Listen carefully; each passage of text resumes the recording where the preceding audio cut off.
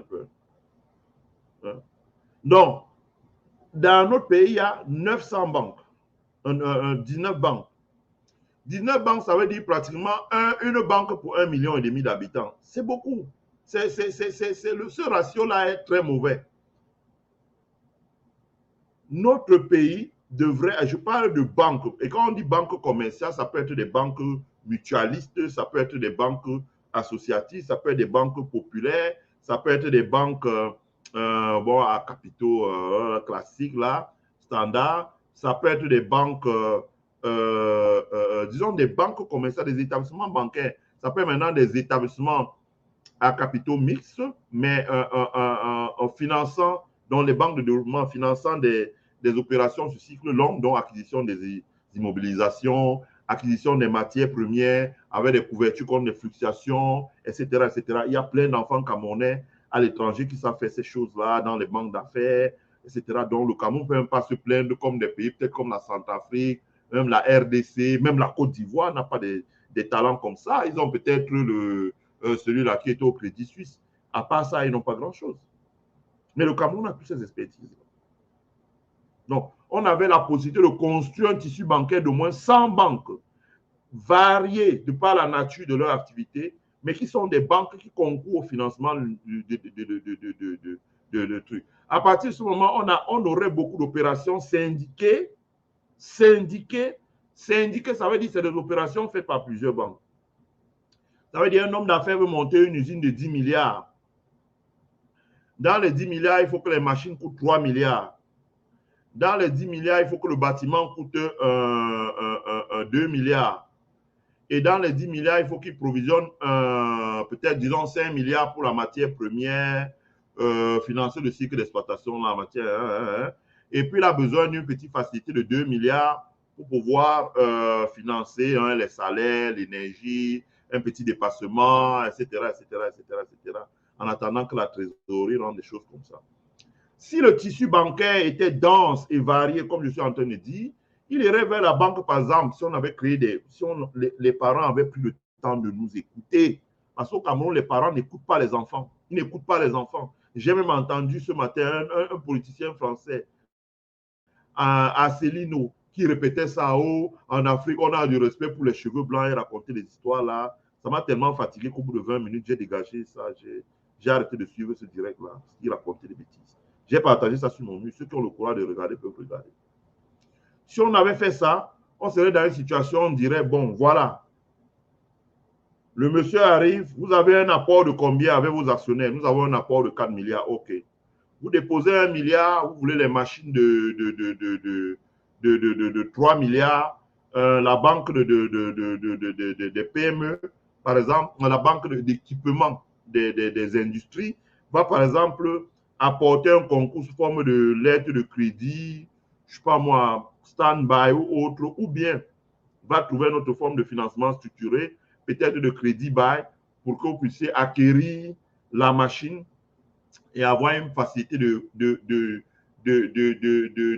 rembourser le prêt sur 8 ans avec 2 ans de différé et 6 ans. Première chose. Deuxième chose, il y aurait par exemple des financements sous forme de bon, ce qu'on appelle des grandes. Ça, c'est encore, c'est trop compliqué. Je ne veux pas faire, sinon mon live va faire 2 heures de temps. Ce que je ne veux pas. Et vous aurez un autre deuxième financement qui pourrait par exemple être, j'en sais rien, pour le bâtiment, qui pourrait par exemple être un prêt hypothécaire d'une banque spécialisée que l'État a créée qui fait des prêts hypothécaires. Hein, ou bien d'une ligne de crédit que l'État a mis à la disposition des banques pour qu'elles puissent soutenir des prêts hypothécaires. Donc, elles travaillent pour le compte de l'État. À partir de ce moment, le bâtiment est financé par un prêt hypothécaire. C'est-à-dire, il va dans une zone industrielle, on dit ce bâtiment vaut 2 milliards, il dit, je l'achète avec un prêt hypothécaire. Vous voyez que vous avez déjà les machines et les bâtiments. Quand vous avez déjà les machines et le bâtiment, il lui a encore 2 milliards en main. 2 milliards en main encore, il dépose ça dans une banque et il sollicite maintenant un concours au niveau des banques, sous forme de dépassement. Vous voyez que dans une opération comme ça, vous avez les banques de développement, les banques d'acquisition des équipements. Vous avez donc la banque qui sont des banques de développement, des banques de crédit coopératif. ou crédit mutualiste qui vont financer, par exemple, l'acquisition de matières premières. Les prêts hypothécaires, qui sont des opérations structurées par l'État avec les banques qui vont financer le bâtiment. Et enfin, les banques commerciales classiques n'interviennent qu'à la fin du processus pour pouvoir donner des facilités, ce que ça fait, pour pouvoir tenir le gars pour qu'il puisse, voilà, etc. Donc, le financement est structuré, le risque est reparti. C'est ce que le gouvernement camerounais devait faire. Je dis, bon, je suis désolé, je n'ai pas un tableau là, où je ne pourrais pas me tenir devant un tableau pour expliquer ça, mais viendra, je vais te chercher un dashboard, et pour des directs comme ça, là, j'ai une caméra maintenant, là, mais je ne connais pas comment l'utiliser. Je vais mettre la caméra sur le dashboard et puis je fais, vous voyez comment on fait ça. Le gouvernement camerounais ne l'a pas fait. Il s'est contenté de dire on crée une banque de PME. Et la banque des PME a débouché sur quoi? A donné des crédits pour les gens qui font les marchés publics. Et quand l'État ne peut pas les payer, eux ne peuvent pas rembourser la banque. Et la banque a provisionné partout, on la dégage. C'est de ça qu'il s'agit. Et la banque des PME, ça me rappelle, bon bref, je ne veux pas dire certaines choses. Il y a un secret professionnel. Quand nous sommes allés pour un pitch à la Silicon Valley, moi, il y a un truc que j'ai ri quand j'ai vu la banque des PME. J'ai vu la banque des PME. Ça m'a fait rire. La banque des PME va sortir combien d'argent là? Va pratiquer des taux de combien? Je ne sais pas. Quelles sont ses charges d'exploitation? Comment une banque peut annoncer à l'avance ses taux d'intérêt bonifiés alors que nous ne connaissons pas ses charges d'exploitation? Est-ce qu'elle était rentable? La preuve, elle n'a fait que des résultats négatifs. Et quand on fait des résultats négatifs, ben, vous entamez vos fonds propres, donc vous disparaissez plus rapidement. Bref, il y a eu tellement de choses là-dedans. Passons. Donc, la banque des PME devait avoir la difficulté à affronter la concurrence des pays locaux, les banques commerciales locales. D'autant plus que les banques commerciales locales au Cameroun, que ce soit EcoBank, que ce soit Freeland Bank, que ce soit la SGBC, la BICEC, ont densifié et étoffé leur réseau. Or, quand vous regardez la banque des PME, je suis encore sur le site internet, je peux vous dire tout de suite, il y a la direction générale Carrefour Lonca, il y a l'agence du centre, rue Albert Ateba Ebe, donc au Carrefour Lonca, même toujours, à l'immeuble siège, il y a l'agence du littoral, boulevard La Liberté à quoi. Ça veut dire qu'elle n'était même pas présente sur Emmanuel. La raison pour laquelle tu n'as pas de notification, c'est que tu n'as pas activé la petite cloche là. Quand tu vas sur ma page, tu t'abonnes. Je ne peux pas faire ça quand je suis en direct. Tu vas sur ma page, tu t'abonnes sur YouTube. Il y a une petite cloche que tu dois activer. Attendez, donne-moi un instant.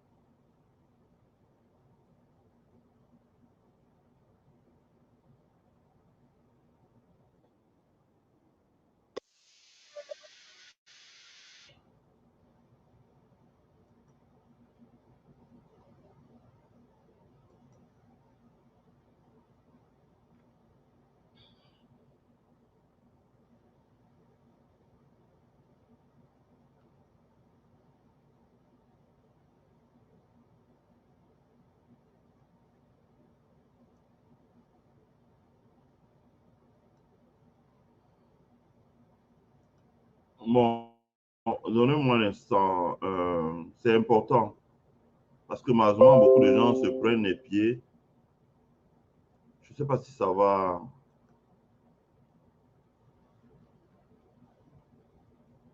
Ça n'a pas pris, malheureusement. Ça n'a pas pris. Donc, StreamYard ne permet pas que je copie, je colle là. Mais il y a la petite cloche en haut à droite de ton écran là. Il faut activer cette petite cloche là et tu vas recevoir les notifications. Malheureusement aussi sur Facebook, Facebook en ce moment là, quand tu critiques un peu la France ou le gouvernement camerounais, tu envoies de toutes les couleurs. Voilà, ok, c'est bien. Donc, La concurrence des banques locales par la densification des réseaux, par la qualité du staff qui est formé, qui a de l'expérience, par les conseils d'administration qui ne sont pas des fonctionnaires, mais qui sont des personnes expérimentées qu'on engage pour structurer les opérations. Il y a tout un ensemble de choses qui est mis en place, etc., etc., etc. Donc, voilà. Donc, autre chose, la banque des PME, je ne sais pas les fonctionnaires qui ont conçu la banque des PME, s'ils ont une notion de ce qu'on appelle le risque management. Ça veut dire le risque, l'évaluation du risque. On dit dans le jargon de la banque que, bref, je ne veux pas dire certaines choses ici, il y a le secret professionnel, je ne veux pas perdre mon travail. Mais il y a le risque management. Vous ne pouvez pas créer une banque et vous dites que vous allez vous concentrer seulement dans le secteur des PME. Ce n'est pas possible. Et puis, vous allez vous concentrer seulement dans le secteur des PME qui travaillent avec l'État. Tout ce que vous appelez la bourse de sous-traitance, toutes ces histoires-là.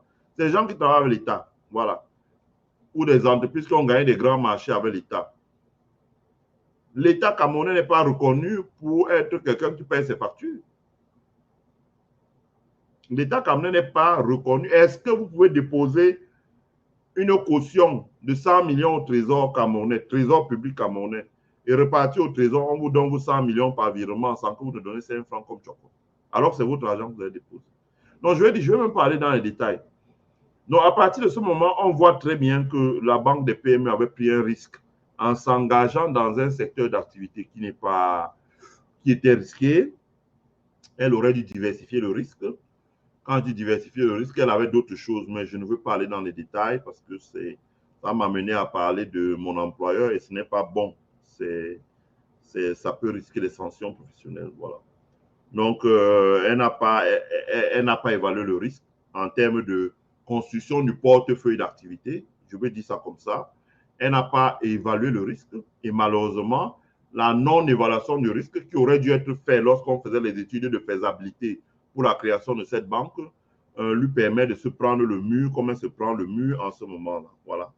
Ensuite, elle a mis en place un management qui était constitué essentiellement de fonctionnaires, le ministre comme PCA, la tutelle financière du ministre des Finances, franchement, et on le dit, c'est des modèles qu'on ne retrouve pas aujourd'hui. Même quand on fait le montage des institutions publiques, parce qu'ici aux États-Unis, il existe des institutions publiques de financement. Mais quand on fait ces montages-là, on ne les fait plus comme le gouvernement camerounais les a fait. Ça ne marche plus comme ça. Ça ne marche plus comme ça. Mais je ne veux pas aller dans les détails. Ça ne marche plus comme ça. Le montage que le gouvernement, c'est-à-dire que le gouvernement, la tutelle, et quand j'entends ça à la télévision camerounaise, ça rend malade. La tutelle financière, la tutelle administrative, le PCA. Après, il y a la DG. Mais bon, putain, la DG, elle est cuite là. Moi-même, si on me propose de venir gérer une banque, ça, je ne peux pas. Parce que comment vous allez vous en sortir entre au moins 3 tutelles, plus le PCA, plus etc. Donc, est-ce que vous avez les moyens de dire non quand les tutelles là vous envoient un dossier pourri à signer? Non, vous ne pouvez pas. Parce que si vous ne voulez pas, ils vous coupent les bras. Je dis, c'est un montage et le management qui n'a pas été bien fait. Donc, ça a pénalisé énormément ces banques-là. Je pense, et j'avais proposé qu'il fallait créer un fonds de garantie des prêts aux PME. Il fallait créer un fonds de garantie des prêts aux PME. Et ce fonds de garantie aurait dû être un fonds qui travaillait en collectant les données de ce qu'on appelle la centrale des bilans de la Banque centrale. La centrale des bilans de la Banque centrale. La centrale des bilans de la Banque centrale. Par exemple, en France, ceux qui ne veulent peuvent après se direct taper sur Google centrale des bilans de la Banque de France. Ils vont voir ce que c'est que la centrale des bilans de la Banque centrale. On aurait dû, ce fonds-là de garantie-là aurait dû, et l'État du Cameroun en a les moyens, de collecter les informations et de commencer à construire un portefeuille à partir des données de la centrale, les bilans, la BA, et en s'appuyant sur ça et sur d'autres facteurs que je ne veux pas énumérer là parce que ça, comme je dis, je ne veux plus parler trop de certaines choses, ça peut m'emporter des problèmes. Donc, ça aurait permis, par exemple, à l'État du Cameroun de construire un portefeuille d'entreprises qui aurait dû être intéressant, et ces entreprises-là auraient dû travailler avec l'État du Cameroun et l'État serait mieux sorti de ce dossier que là où il est empêtré en ce moment. Ouais, disons ça comme ça. Disons ça comme ça. Disons ça comme ça. Donc, il fallait créer un fonds de garantie. Parce que, qu'est-ce qui se passe? L'État du Cameroun avait les moyens, lorsqu'on recevait les contrats de désendettement, de mettre en place un fonds de garantie où il me démarrait avec 1000 milliards et il ajoutait 1000 milliards chaque année. Avec le fonds de garantie, il disait pour toute créance, pour tout dossier de demande de crédit, l'État va demander que ce dossier soit syndiqué. Ça veut dire que les banques se mettent ensemble et ça commence à habituer les banques à travailler ensemble. C'est-à-dire si vous avez 50 banques, les banques commencent à se mettre ensemble. C'est-à-dire que c'est ce qu'on voit ici aux États-Unis, où pratiquement tous les dossiers de crédit sont syndiqués. Pratiquement. Ça veut dire que les banques se mettent ensemble. Ça permet de minimiser le risque. Vous venez de demander 2 milliards, les banques se mettent à 4, chacun donne 500 millions. Ça réduit l'exposition et ça diversifie le portefeuille de crédit.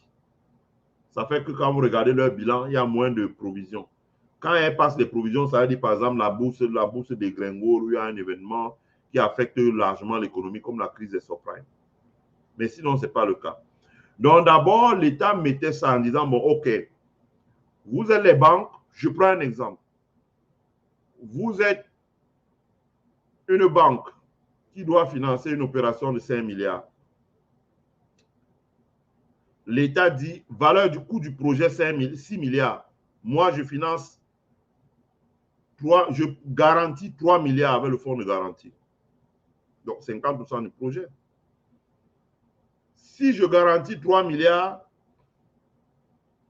je demande aux banques commerciales de se syndiquer et de garantir, de prendre le risque chacun de 5%. À partir de ce moment, il reste, disons, 35%. Et dans les 35% là, le promoteur amène 10%, 600 millions. Et 20%, il apporte ses garanties. Ça veut dire des actionnaires. Ce qu'on appelle évidemment chez nous titres fonciers. Vous voyez, pour un investissement de 6 milliards, la garantie qu'on va vous demander sera 1,2 milliard. L'État pourrait même faire mieux pour amener cette garantie-là à 10%.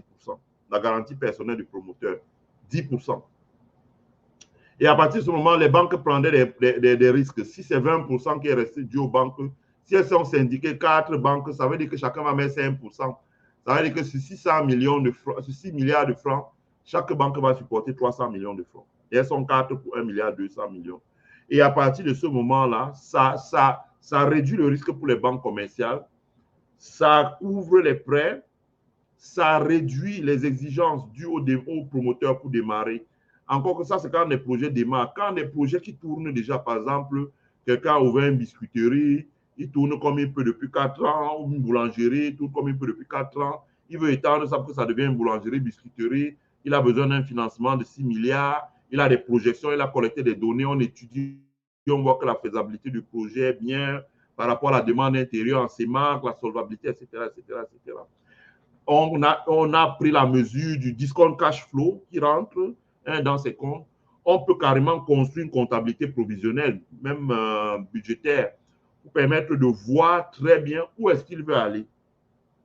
Et si l'État avait mis un dispositif pour que 50% de prêts soient garantis par un fonds de garantie de l'État et qu'ils disent, voilà, j'exige qu'en contrepartie, le promoteur amène 10% avec ses autres actionnaires. D'abord, il exige que ce ne soit pas une personne individuelle seule, qu'il y ait d'autres actionnaires. Ça fait 600 millions de francs que les actionnaires peuvent mettre sous forme de capital social. S'ils sont 100, chacun met 6 millions. Ça fait 600 millions de francs. Et à partir de ce moment, je veux dire que les projets industriels auraient démarré aussi vite que possible. Aussi vite que possible. Et à partir du moment où les projets industriels, ça aurait été un jeu d'enfant pour les banques de faire démarrer les projets industriels, d'autant plus qu'elles étaient en surliquidité. Et que même si elles peuvent se refinancer sur ce qu'on appelle le marché interbancaire, ou bien elle pouvait se refinancer auprès de la Banque centrale, ou bien elle pouvait même lever l'argent en faisant des émissions obligataires à la bourse de Douala pour attirer l'épargne des ménages. Ça aurait emballé l'économie. Et si on mettait cet argent, non pas dans les marchés publics, mais dans la production industrielle, c'est-à-dire que quelqu'un a 500 hectares de palmeraie, il veut faire une unité de transformation d'huile de palme. Quelqu'un a